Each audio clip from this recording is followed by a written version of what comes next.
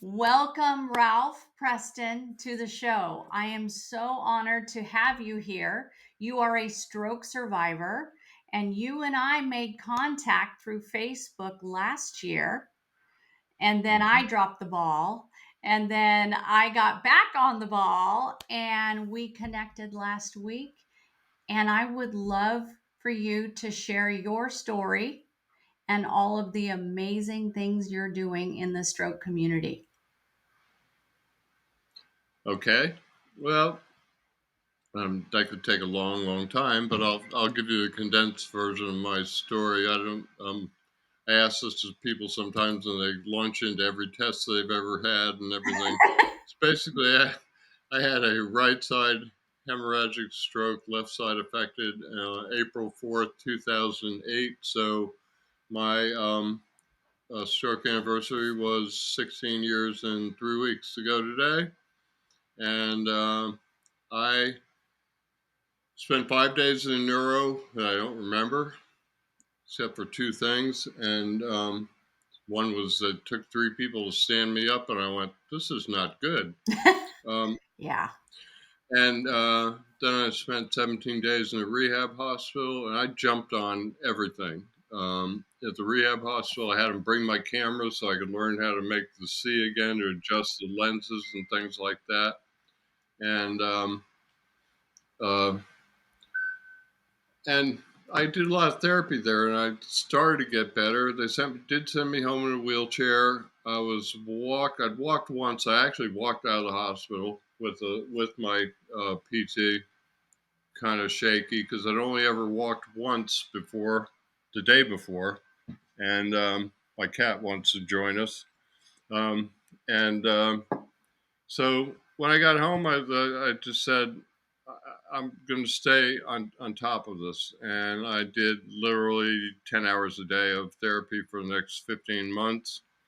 And I know that not everybody can do that, either physically, and not everybody's quite as intense as I am.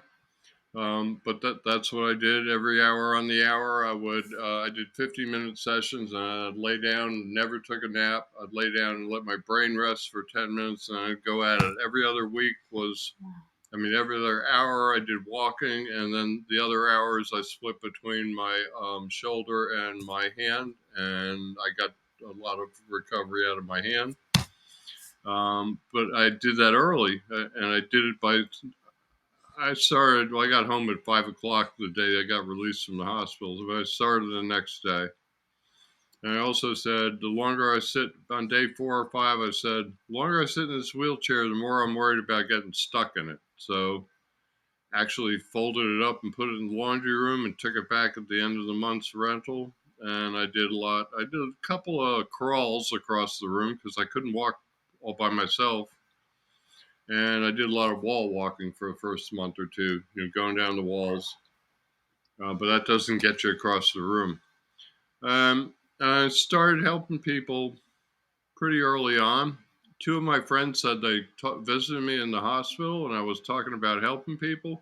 I don't know how I was going to help anybody in a wheelchair, but I said, well, I don't remember that, but it sounds like me.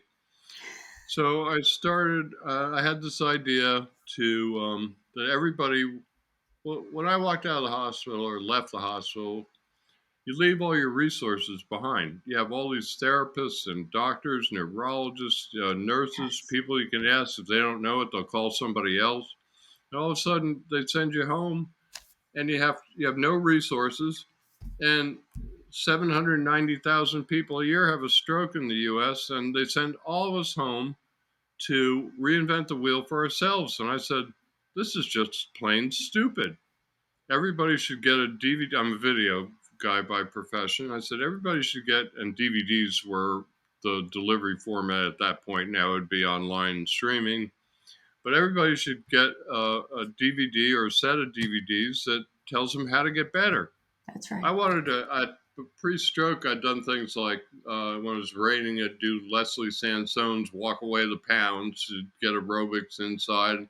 I wanted to look at my TVs up there. I wanted to look at my TV and do like arm exercises. and that kind of thing. So I started chopping that idea. A lot of hospitals were behind it. Nobody could fund the whole thing because I got it budget down to $300,000 or $400,000. It's a couple $1 million project, Yeah. and I shopped at different places. Nobody could do the whole thing. Medical University of South Carolina wanted to do a branded version. They had half the money, and marketing was going to put up the other half, but marketing said no. Went through different iterations, and finally came upon Tri-State Stroke Network. They wanted to do it. They were going to get funding. They were funded by the CDC.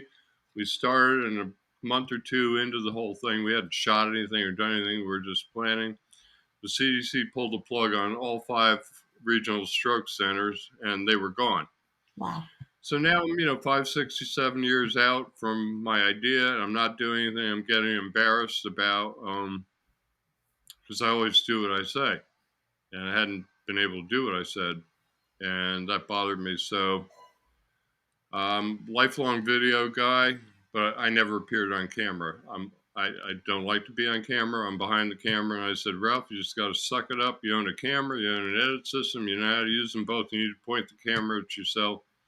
So about 7 years ago, I started Stroke Buddies on Facebook, a Facebook group that now we have about 20 versions, subgroups on specialty things. And I already had a YouTube channel for my demo reel and stuff for getting work. So I started shooting the exercise videos and putting them on my YouTube channel as much as I didn't want to be on camera. So uh, that, that's the Yeah. short version of how I got that far. I mean, since then, Stroke Buddies, I put 25 people, stroke survivors, and a couple medical professionals in the group when I started it, and about 5 or 6 of them bailed the first day.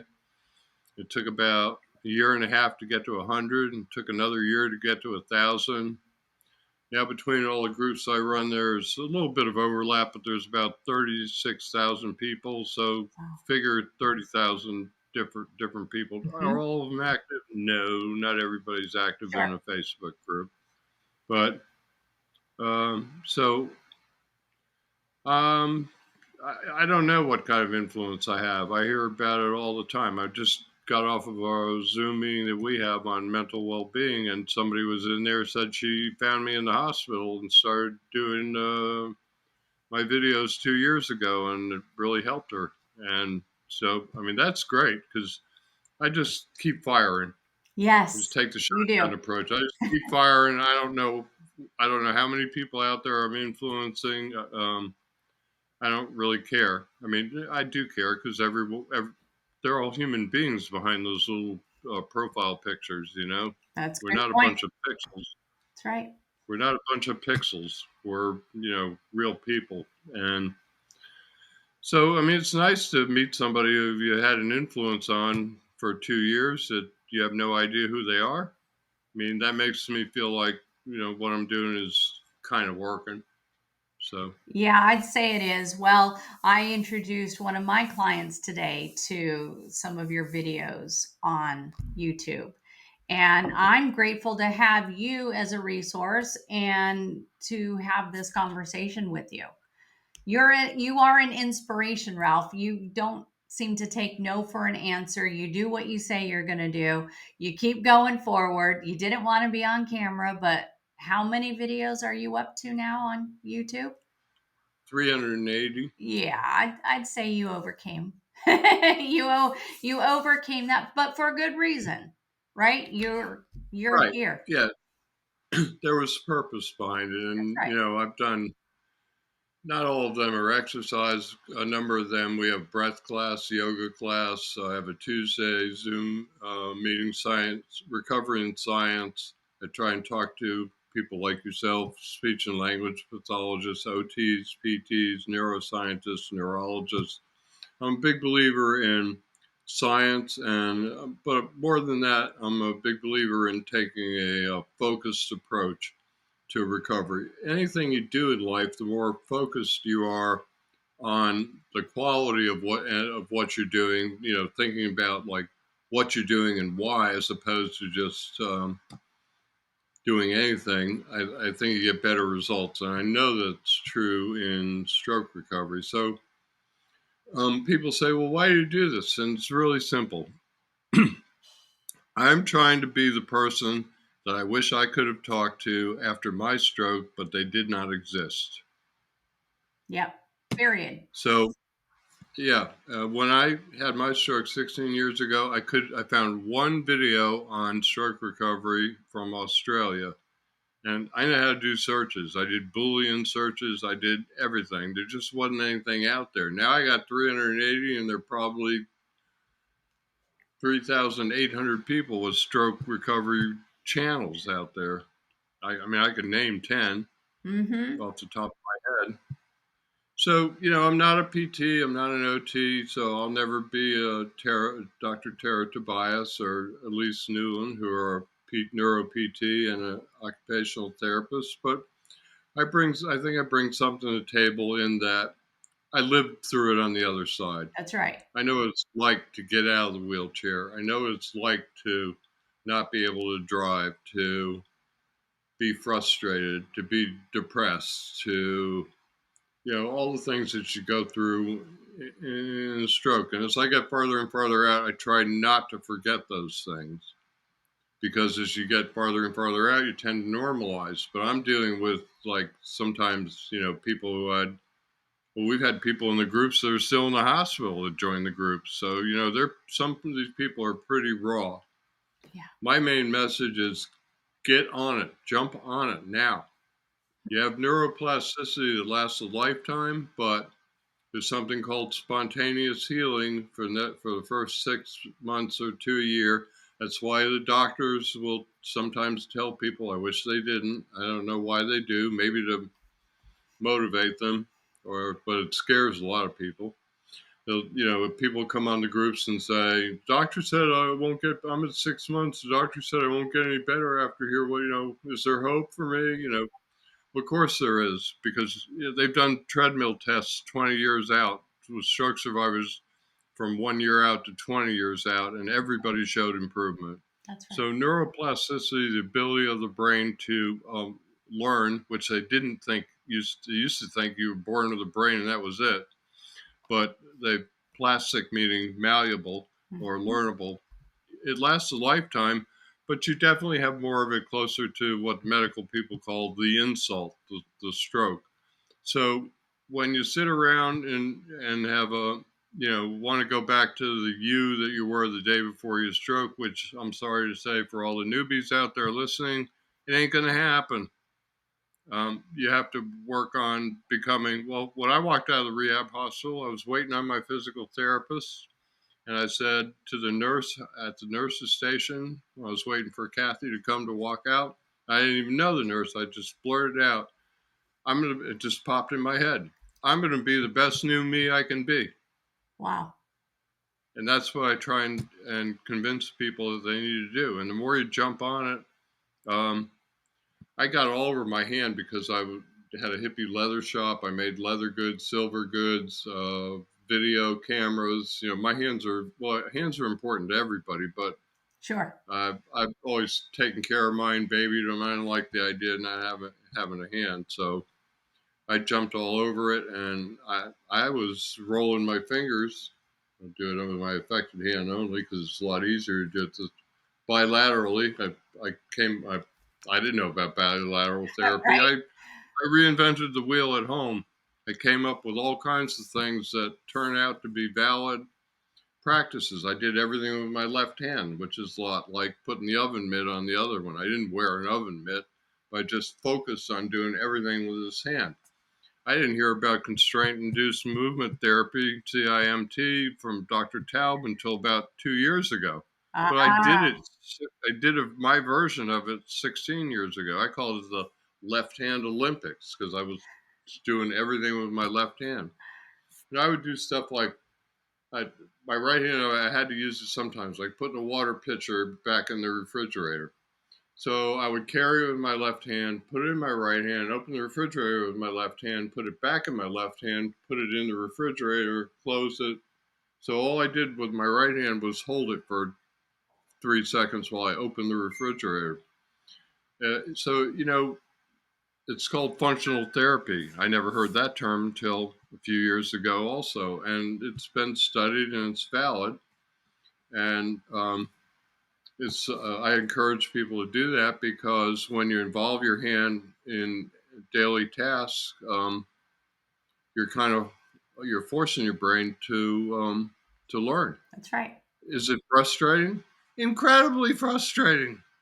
When you can't do something, when you're trying to chop an onion, you can't even hold it still. When you're worried about, Chopping off a finger. pro tip here: Yep. always keep the knife in your unaffected hand. Ah, I never drawn blood, but I've had two little accidents where my left hand. Everybody who has a stroke, every once in a while, your hand goes whoa, and twice I ended up like hitting the point of the knife with my other hand, but other than that, I haven't and didn't break the skin. okay. So, pro tip is keep the knife in the unaffected hand where you got control, and just keep at it because I mean, I a number of cuss words were issued during that time because it's real frustrating. But what choice do you have? You know, Well, let's you talk can about choose to that. get better or not. Yeah, well, let's talk about that because if you're interacting with your communities, your 20 different communities on Facebook, and you're estimating 30,000 people that are interacting with your group or with your content, what give us an idea of what you're seeing in the stroke community. Where are people's mindsets? Well, I mean, there are different kinds of people. So, Well, sure. I mean, but you get, okay, well, just start with some people are just go getters like me. I have a friend, Bob Anderson, who didn't have insurance, and he started. I mean, he got better like I got better quickly because he jumped all over. He did it all day. He knew he didn't have anybody.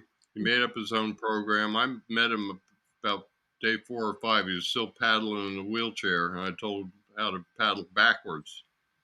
And then I followed him and helped him where I could. But mainly he got better because he put in the time. He wanted to get better. And believing that you can get better is called mental imagery or mental practice. If you don't think you can do something, you've already talked yourself out of it. Don't bother. Right. So what do I see? I see so few people like me. The the biggest problem in the stroke groups is everybody wants to go back.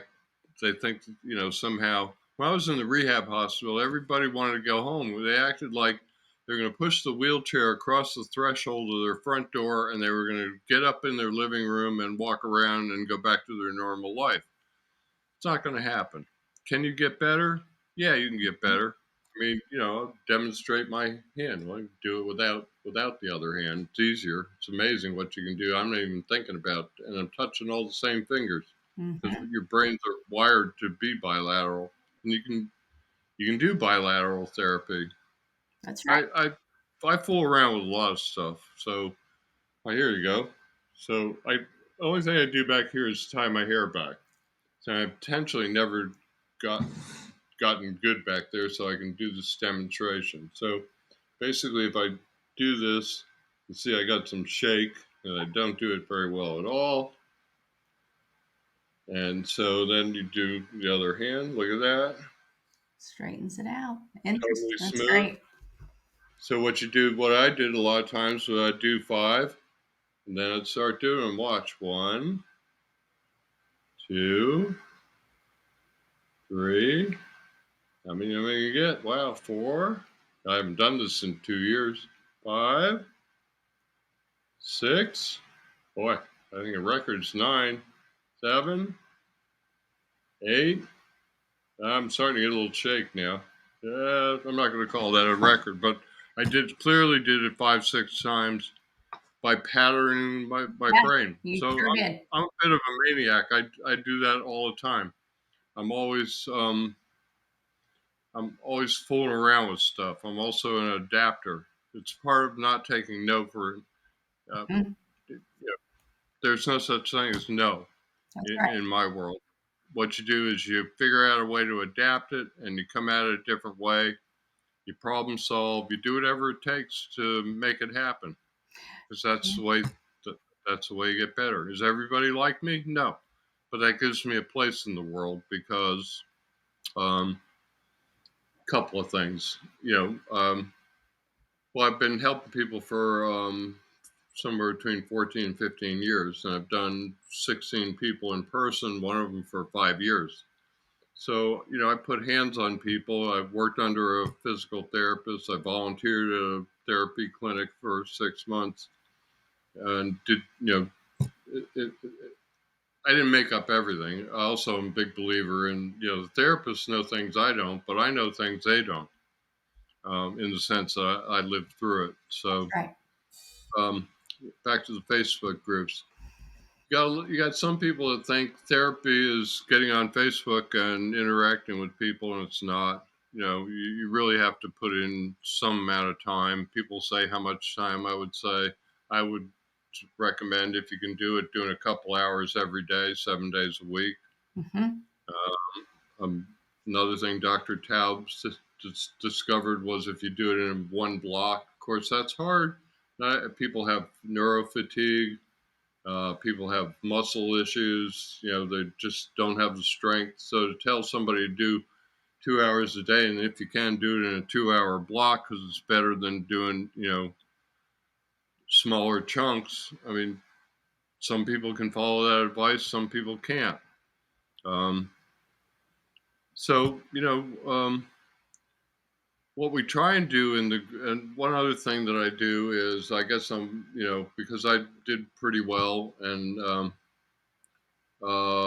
people look at me and say, well, if he can do it, maybe I can do it. So I guess I'm in the business of providing hope. However, I will not provide false hope. I won't lead anybody on. When people say, will I get better? I say, if you work, you will get better than you are. I can't say whether or not you're going to get better. No one can. Actually, the only person who can is you. Not not you, Genevieve, but I know. the um, you know, your attitude and the amount of work you put in determines how much better you get. And I've never seen anybody who worked who didn't get better than they were. Hmm. And so that's what I stand on. I'm not going to tell somebody, yeah, I think you'll get better. Actually, two doctors told me I might spend the rest of my life in a wheelchair. I didn't like that at all.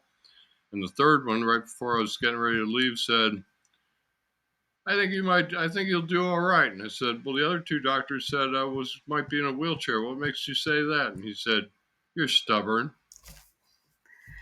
That's when that stubbornness really does pay off.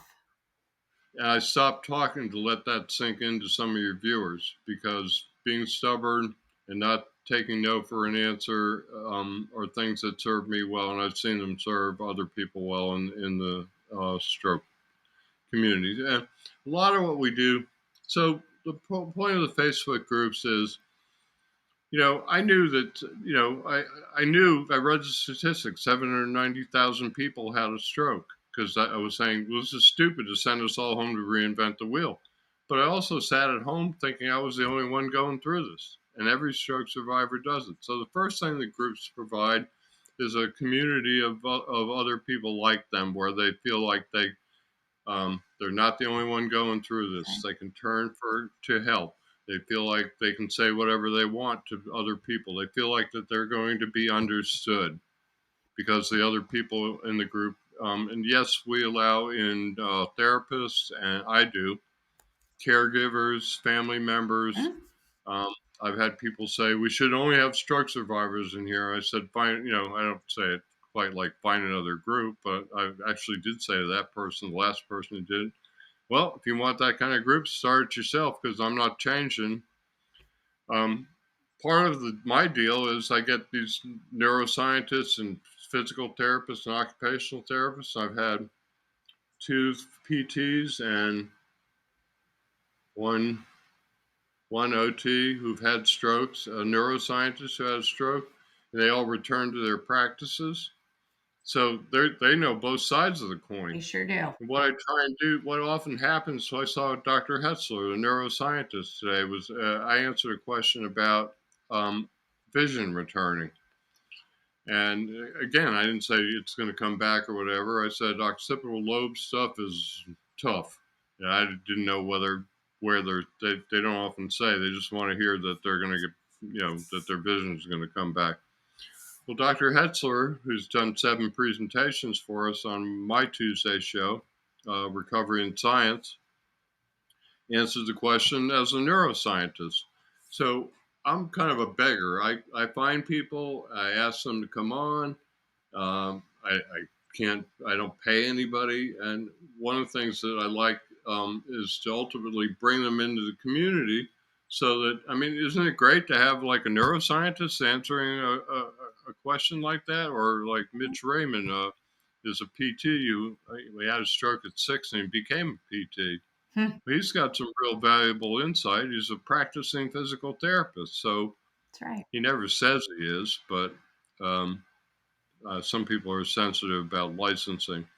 Anyway, he answers questions, and you've got like another PT voice in there. So I've been trying to build that kind of community, and we run clean groups. Not a big fan of memes. We kind of limit them somewhat.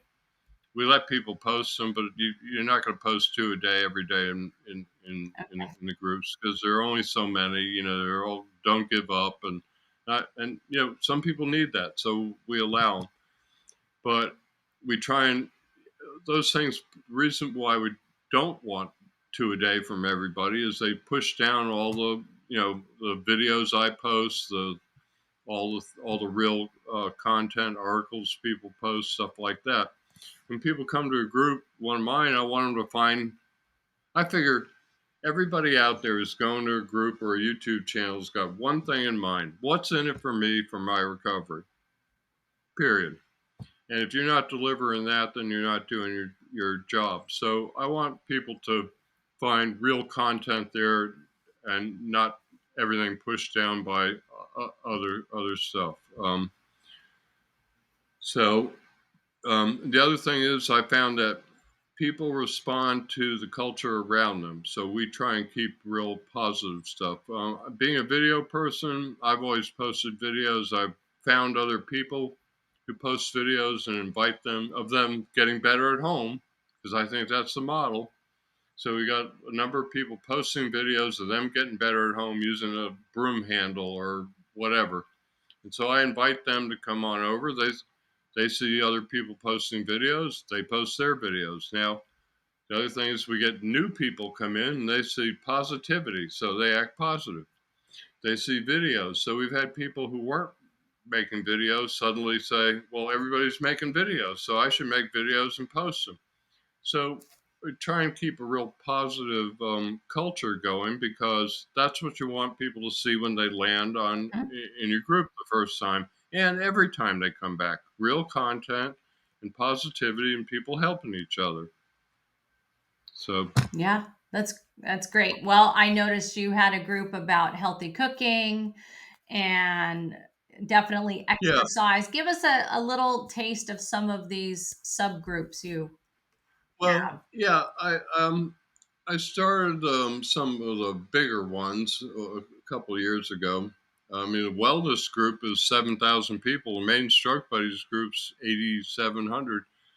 The wellness group grew from 400 people last May. In 11 months, it's grown from 400 people to 7,000 people. Wow. And in the wellness group, we promote, we have a nutrition after stroke group. I started them at the same time. But then we have a functional nutrition chef who posts recipes. She also knows about brain health. She's done a couple presentations. She posts stuff a couple times a week in both nutrition and wellness. So in wellness, we promote nutrition, breathing, yoga, mindfulness, and what just overall wellness. And I'm not a big advocate of, if people can get off medicines with by working with their doctor, then great. But I have a disclaimer there where we say, we're it's not safe to just go out on your own. Supplements aren't monitored. They can interact with your other medications. You need to be working with a doctor.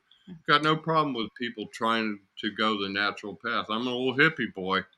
Um, and so I actually had my stroke because I didn't want to take the blood pressure pills. I Mhm. dropped 25 pounds. And here's another warning to everybody out there listening. I dropped 25 pounds, about 20 points off my blood pressure, and I still had a stroke at under 150/95. Mm. 150/90 is where it turns red, and I was just barely into the red, and you can still have a stroke. So, and I tell people I don't know what I was not thinking because I didn't want to take the pills the rest of my life, and guess what? Now I do. Now I have Wow. to maintain my blood pressure. So I don't know what I was not thinking, but I try and take the natural approach. I ended up with a stroke. So you have to be careful. Okay, back to so nutrition and wellness were probably some of the first couple. Actually, there may have been some. We have a bunch of real small, three, 400 groups. I met some guitar players who wanted well, I put two of them together, and I formed a group, Guitar After Stroke, and now we got almost 400 people in there. They're all guitar players, and they're talking about different techniques to get their fingers back. They record one-handed or one and a half-handed videos and put them up and encourage other people. They have their own Zoom meeting on Nice. Saturdays, Love it. and so you don't need 30,000. There's 300 people that are Mhm. benefiting from that. That's right. We got about 300 and something more in gaming. That was another one earlier. A lot of people, I kept seeing people go, does anybody, I was a gamer, does anybody play do gaming after a stroke? And what kind of controller do you use? So we got a bunch of them. They talk about what controllers work for best for total one-handed controllers, what games will work with those controllers, what kinds of games are actually not, war shoot 'em up war games or whatever, but designed to help you cognitively recover.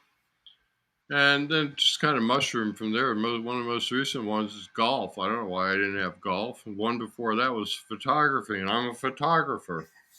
So, just it's a sharing thing. Yes. People, it's even more focused community. Not only you're a stroke survivor, but you were a photographer or an amateur photographer or a hobbyist, or you actually somebody joined the other day who wants to get into what can't do her old hobbies, and she wants to take up photography as a post-stroke hobby. So I sent her over to that group, and because we got people shooting one-handed, we got you know so what else do we have? A bunch of others: sewing and knitting and crafting, puzzles and brain games. I had a friend who did jigsaw puzzles for cognitive and left-hand therapy. I formed a group for her, and I was a couple hundred people in it.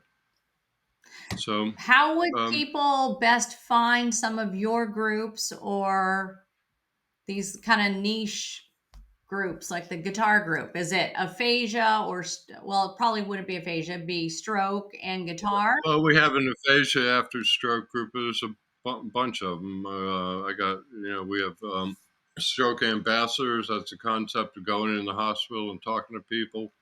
There are a bunch of them, but all of them say guitar after stroke colon a stroke buddies group, Ah, gaming after stroke colon a stroke buddies group. So if you type in stroke buddies into the main Facebook search, you get about 15 or 16 of the 20. It doesn't call them all up, but yeah. And the other thing is, I keep a pin post at the top of wellness and fitness kept growing so fast, and I didn't know fitness went from a couple hundred people to 2,000 in the last year. So I had a welcoming post where I listed all the groups and clickable links and all the breath class and Am I okay and the Tuesday science thing, and then when we were holding yoga classes, all the resources, because most of the groups are run by somebody who may or may not be typically a stroke survivor, but they don't answer questions. They don't generate content. We generate a lot of content. And so when you got new members coming in, you want them to know that they've landed someplace different than the other groups and how to find that content. So that thing's got like my YouTube channel, a list of the 20 groups. They're all clickable. The Zoom links to the breath class and to all the meetings we have. And of course, it ends up about this long, and I don't know if anybody gets to the end of it because people don't tend to read very far. When I do important posts, I try and put everything that I can in the first 5 lines because I Yep, figure nobody's going to read past there. that's true. And I put the link up there a lot of times because you get too verbose and people won't find your stuff, Yeah, so they bail. that's right. I mean, so Where do we find you on YouTube? at Stroke Buddies, At Stroke Buddy. So youtube.com/ at the @ Stroke Buddies. We'll link to or all of you. your sites in the show notes just so people can find it Well, easily. I have one channel, and I have about 5 or 6 videos that aren't stroke. I hid most of the rest of them because they were old client things. They didn't have to do with stroke. And well, lately I've been generating a lot more stroke stuff, but a few years ago I was still generating some of that, so it was like a mix. So I took this out of the mix and made it all stroke stuff, so it was easier to find. Then I actually talk about people I didn't know about. So in one of my groups one day, somebody said, "Well, I've been following Ralph Preston's videos for about a year and a half, and they're really helping me. And here's a playlist of them." And I went, "I don't know who you are, Rebecca Finch." She ended up helping me for a couple of years before she had another stroke. But I don't know who you are, and here you have a playlist of my videos, and I don't know how to make a playlist. So that day I went to YouTube and figured out how to make playlists, and now I have everything. I got about 20 of them. So you can go to playlists on the channel. You can find like walking better, chair yoga, breath class, OTs and PTs, all the talks I've had with physical and occupational therapists.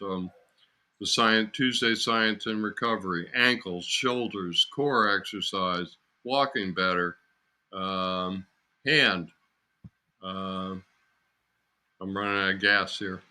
I'm sure I could. Well, Dr. Hetzler's done 7 presentations, a neuroscientist, so I've made him a playlist. Neat. I have one for all the like instant live phone videos. Most of the ones I do, I shoot with a big camera and I edit them and voice them over. But sometimes I just do what other people do and hold up the phone and That's right. make a video. So I've got like phone videos, playlists, and stuff. So I'm trying to make it easy for people to find them. And I've kept everything to Stroke Buddies because I suppose it's like it's branding. It is. If you want people to find you, you have to make it easy for them. Whenever I post anything, I got clickable links and stuff. People comment and say, "Well, just go find Rehab HQ on YouTube." Well, it's not going to happen. People aren't going to go to YouTube and type in Rehab HQ to find Tara Tobias. If you want to help somebody, you drop a link. You make it really easy because that's the way people work. Yep, Um, for sure. so Tell us, that's Ralph, what's your most current project you're working on? Something about Tai Chi or something else you want to tell us about? well, you know, uh, I started doing yoga 3.5 years ago. My sister-in-law, my daughter's a yoga teacher for almost 30 years. Um, and my sister-in-law has been involved, and she got her teaching thing in 2007. And she started adaptive chair yoga class. And I started, and I found it was real beneficial.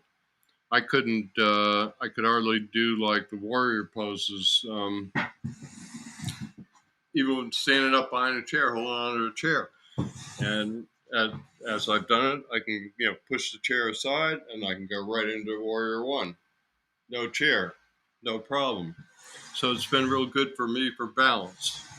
So one of the things that I do is, I don't like making it about me. It's not about me. Actually wouldn't post like pictures of me, like videos of me rolling my hands, so I can get down on the ground and back up without touching anything, including my body. And I wouldn't post that stuff because I thought it was bragging. And several of my friends came on and said, "No, you have to post that stuff. It's inspirational to other people." So I do it, and I do it. So part of the deal is you know letting people see. I call myself the crash test dummy. I'm willing to do anything. I took a yoga lesson with a woman who told me she was going to have me do downward dog and get up with a sun salutation. I said, I can't do either one of those. So what did we do? I set my iPhone on a tripod and we went at it. And I did it and I didn't fall. Wow. People can see me like, you know, um, trying. So That's you have right. to put yourself out That's there. right.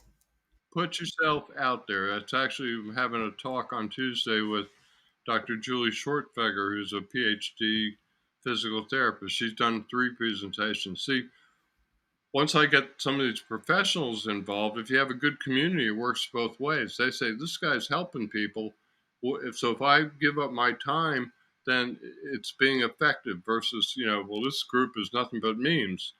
And a lot of the people who presented have become members of the group and contributed. So we're having a talk on put yourself out there, and it's two ways: mentally and particularly physically.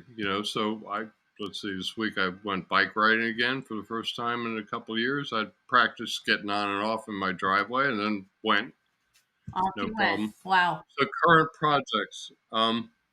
So after I've been thinking about Tai Chi for several years, and I took a class with some folks, and I approached them about doing adaptive Tai Chi, and they were open. And I came back the second week to talk about it, and they went, absolutely not. So I found another Tai Chi teacher who I've been working with. I took my 7th lesson today.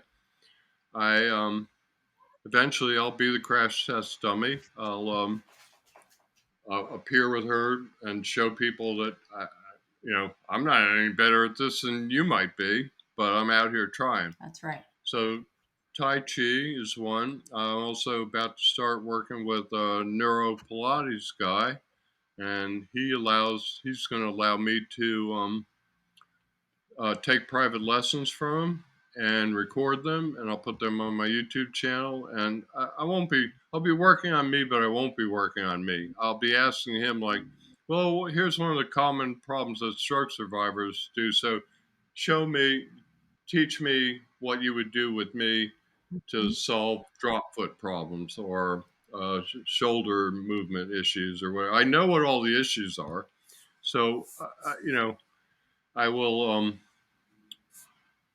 steer it towards what's good for the whole community. Will I get better and learn stuff? Sure. Um, so there's that. What else? I think is important. My daughter keeps talking about weight training, particularly as you get older. So I'm kind of looking. I've actually found a stroke survivor, I think, who can.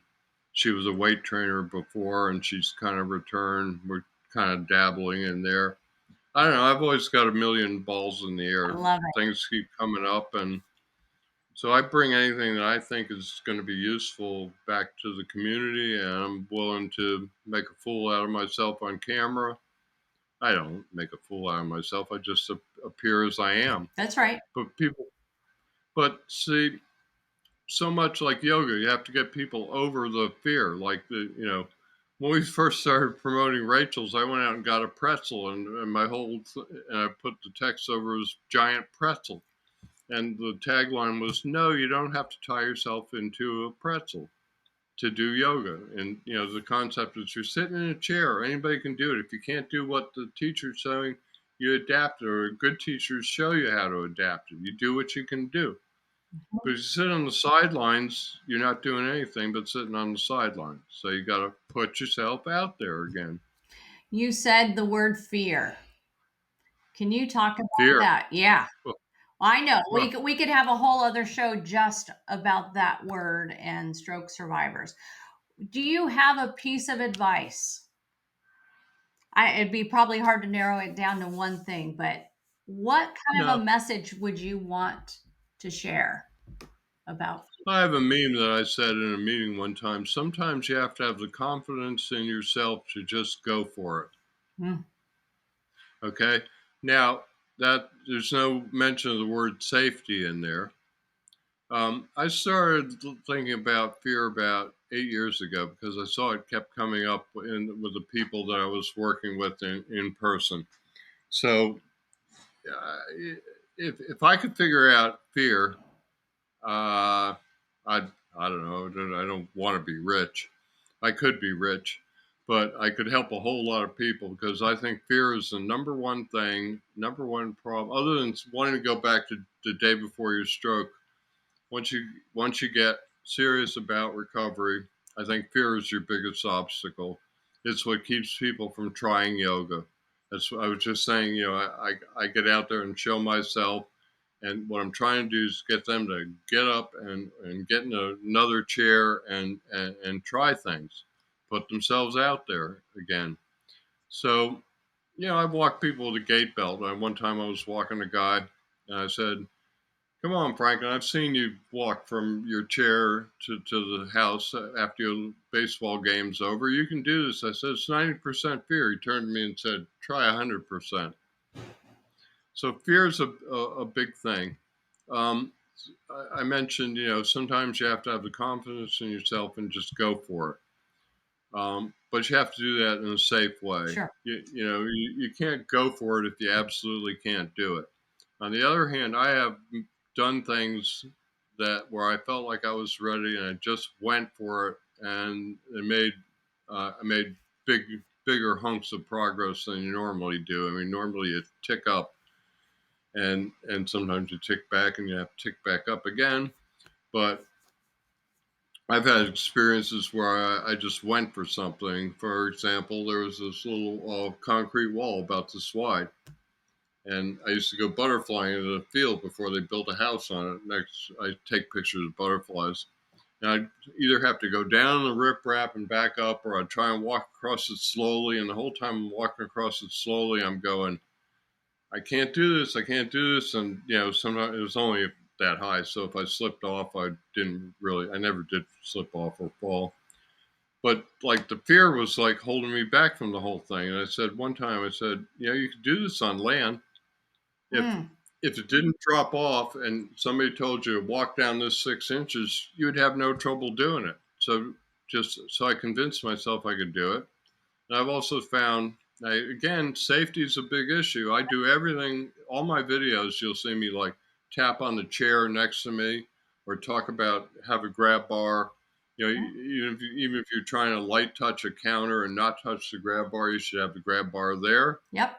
I'm big, big, big, big on safety because I'm trying to help people not see them get hurt. Right. So, one day I said, you can do this. And I found that part of the thing about getting over fear is not loitering. When I would like walk across real slow, I had so much time to like lose my balance in each direction and recover and think about how scared I was. And so the day that I did it for the first time, I just got there and I said, just do it. Just do it. And so I went boom, boom, boom, boom, boom. I'm not fast, but way faster than like the No, flying Rolinda version. you I didn't didn't allow the allow, fear right, in. the doubting Thomas inside your head prevent you from doing it.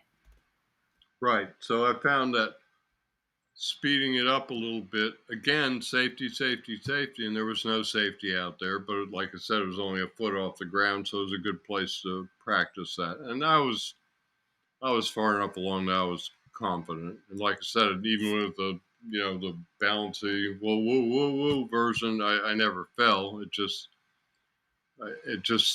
it looked ugly and it was slow, and I knew that the whole thing had to do with fear. And after I did that once, guess what? I had the confidence. I went down and did it that way every day. I said, "You did it yesterday. Wow. Do it today." There you go. So, um, you know, believing. like we said earlier, if you're convinced you can't do something, don't even try, because you won't. That's right. You've already talked yourself out of it. So I mean, fear is it's really tough because it consumes some people. Mm. I mean, I've been consumed by it. I you know, do I have the answer for it? Would be try and be confident about the things that you know you can do safely, and try not to let it in your head, There you go. And sometimes and believe in yourself. you just have to do it. Just like you said, just do it. There's a reason that the famous shoe company has that as their slogan, and it applies to so much in life. Right, it does. Just like the But first again, video, sorry to interrupt you, Ralph. Your first no, no, video where you're in front of the camera, not in back of the camera. I'm sure you had plenty of that self doubt, probably a little fear to go with it too, because you had fought all your career not to be in front of the camera, but now you had to be in front of the camera for a reason. it didn't bother me that much because I started with some basic exercises like marching and knee bends and squats and heel raises and things like that. So I knew what I was doing. I was more uncomfortable with the whole idea of being on camera than I was like really afraid.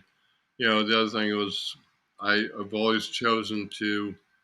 I'm not a talent, so and I had a stroke, and so I chose not to like try and do things like live where I'm talking.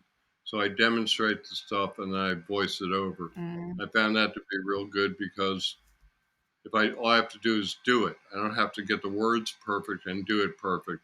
So one time you screw up the words, next time you don't do a very good demo, and you take some right, more takes. right. The other thing is sometimes I forget about something until I go editing. I went, oh darn, we didn't shoot that, but I can cover it in the voiceover. What kind of video can I put here to that makes some sense to cover this up? So I've done, and sometimes I edited a video the other day. The last one I did was on a balance ball, and a friend of mine said, "Be careful what pants you wear." And I said, "Well, I always wear cotton." He said, "The slippery pants, like technical pants, if you get on a balance ball, the big round balls, uh, and you start moving around, you can slip right off the ball from the pants." So I did a pickup and added that. Yeah, And I just went back to a shot of me where I was like talking about, get comfortable on the ball and you can move around. The more you move around, you're engaging your core and you're challenging your vestibular system, your balance. Um, so, a lot of times videos that I write down before we shoot um, get augmented before they get put up on YouTube. I did a voiceover pickup and added the thing about pants. I thought about something else to get us into it, so it transitioned. If you watch that, you'd never know that like I slapped that in there. I had blank spaces. I had enough blank time. One problem I run into sometimes is if I don't shoot enough video and I want to add something, well, I've gone to still frame and some stuff that we don't like to do as video producers, but it's not about slick videos. What did somebody say to me yesterday? They said something like, amazing videos, short, clear, to the point, and effective. And I went, good, because that's exactly what I'm trying to do. that's right. Um, most of my videos are all the exercise videos. I think the longest one's about 3 minutes. And I don't, tell you how I'm sitting in Southern California with the palm trees behind me and the breeze blowing on a beautiful day, sitting here having a double decaf latte, because I watched those kind of videos and I went, "Come on, show me the exercise. I Are you going to make me? Are you going to make me scrub through your video?" So mine are all business. love it. I need to do. I think one of the best ones I did was interactive counter exercises. So I do like 9 different things at the counter, and I do like 40 of each. And I also learned how to. I knew YouTube would do it, but I didn't perfect it. I went and figured out how they did it, and I showed people how to do it. So you can play a YouTube video at 75%, 50%, or 25%. So I shot these 9 exercises at normal speed because I didn't want anybody who could do them well to be slowed down by a slow video. Mm. And if you play a video at 1/4 speed, well, I don't talk when I do the demo. I demonstrate each of the 9 and I talk, and then I just go through them. I count them out. I count 1 to 40 while I'm doing them. But if you don't hear that, it's no big deal. So you can play them at 25%, and that's really slow for somebody who really can't move that fast. In fact, I've had several people tell me they want me to do. People like to do things along like I said earlier, I was used to do. I wanted to watch my TV and do exercises to it. Well, this is a way that you can do that. And I've had people ask me to do one on shoulder and core and some other things because they like to do them along. Mhm. So I taught people how to play them at different speeds. The great thing is once you set a speed, it stays. I also put like jumpable links. Like there's a thing where you can do ampersand t equals and put the time on YouTube, and it'll start in the middle of a video. So I found all the start points for the different 9 ones, and I put like heel raises, knee bends, whatever. And you can click that. So if you want to do 400 knee bends, I do 40. You can just keep and keep the same speed. So you're doing it at 50 or 75%. You leave it at 50 and just keep clicking that, and it'll Yeah. jumps back and it'll play 40 more. Well, I come from my video company. We did a lot of multimedia and interactive video, touchscreen, laser disc stuff. I saw the merging of computers and video a long time ago, 1990, and I capitalized on that in my company in Charlotte. And nobody was doing that kind of thing, so it gave us a different edge. And once we got doing that, the other companies, if somebody wanted to do something like that, would say, go see Ralph down at corporate media. So, and it was what I was interested in Yeah. also. So, you should do what you love. If you're going to Right. have business, why not do what you love? That's right. So, Ralph, I want to thank you for coming on and sharing your story, telling us all of these amazing projects and how you are supporting the stroke community through your Facebook groups, through your YouTube channel, through putting yourself out there, trying, not letting fear get the better of you. And you're giving hope to so many. I hope so. And you know what hope is? Tell me. Hope is believing that tomorrow is going to be better. It's that simple.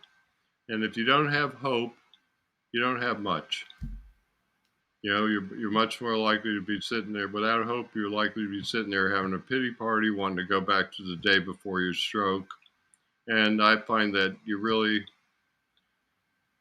need to have hopes and dreams and plans in order to move on with your life. And I think when you finally reach that point, you're reaching a turning point in your recovery because you can really, start covering some ground.